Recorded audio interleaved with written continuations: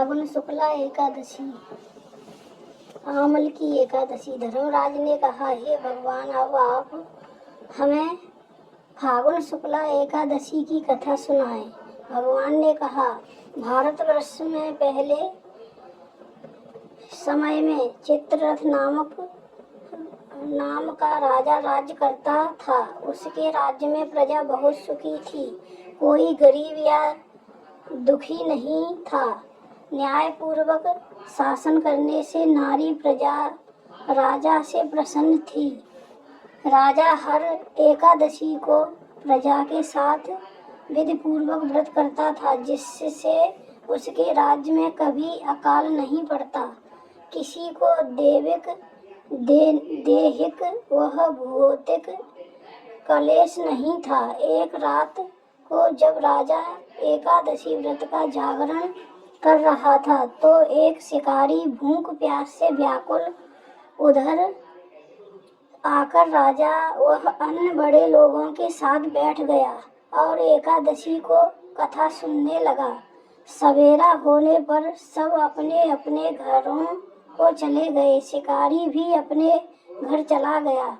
रात को कथा सुनने से शिकारी ने मांस खाना, शिकार करना और शराब पीना याद सब बुरे कर्मों को छोड़ दिया और धर्मात्मा बन गया। अपने शुभ कर्मों से उस शिकारी ने मरने पर राजा चित्ररथ के घर में पुत्र रूप में जन्म लिया और उसका नाम वसुरथ रखा गया। वह बचपन से ही बहादुर और धर्मात्मा था।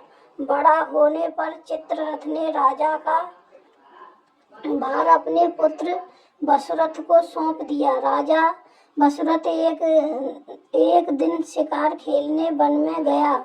वहाँ वह मार्ग भूलकर इधर उधर भटकने लगा।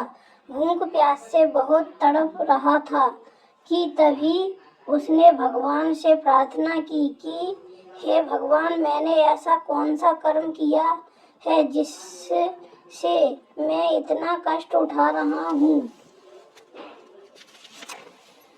तभी भगवान की प्रेरणा से उसको ध्यान आया कि आज एकादशी है और प्राणियों की हिंसा कर पाप का भागी बन रहा हूँ, इसी कारण मेरी यह दशा हो रही है। राजा ने भगवान से प्रार्थना की, अब मैं किसी जीव की हिंसा नहीं करूँगा, शिकार भी नहीं खेलूँगा, नीचता से दूर रहते हुए धर्म का आचरण करूँगा, राज्य की प्रजा को धर्म के मार्ग पर चलाऊँगा। ऐसी प्रार्थना करने पर वह कुछ आगे बढ़ा तो उसने देखा कि पास ही एक झरना है। वहाँ जाकर उसने अपनी प्यास बुझाई और पेड़ की छाया में सो गया। थकावट के कारण उसे गहरी नींद आ गई। उसी समय उसका शत्रु मलेच्छ राज्य का राजा अपने सैनिक के साथ उधर आ निकला।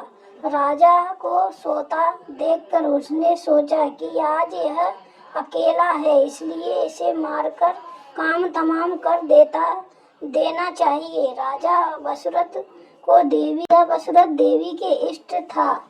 मलेच्छ राजा वसुरथ को मारने के लिए जो ही आगे बढ़ा, तो ही देवी ने प्रकट होकर उस मलेच्छ दुश्मनों का नाश कर दिया। राजा की नींद खुली तब उसने सोचा कि मेरे दुश्मन मरे पड़े हैं, इन्हें किसने मारा है। वह इसी अचरज में था कि आकाशवाणी हुई, हे राजा, तुम धर्मात्मा और एकादशी का व्रत करने वाले हो, इसलिए देवी ने प्रकट होकर आपके दुश्मनों का विनाश कर तुम्हारी रक्षा की है। राजा यह जानकर न्याय और धर्म पूर्वक शासन करने लगा।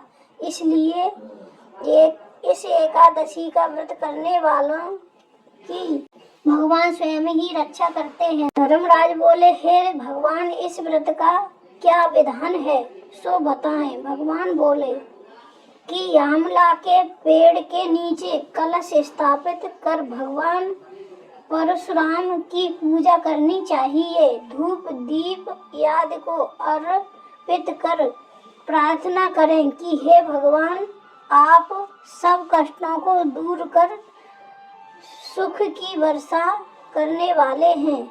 मैं आपकी शरण में हूँ, मेरे पर कृपा करो और शांति प्रदान करो। रात में विष्णु भगवान की पूजा कर सत्संग याद में रात बितानी चाहिए। प्रातः शुद्ध होकर ब्राह्मणों को भोजन करावे और यथाशक्ति पात्र वस्त्र दान करे, दान देवे। बोलो एकादशी माता की जय, बोल एकादशी मैया की जय।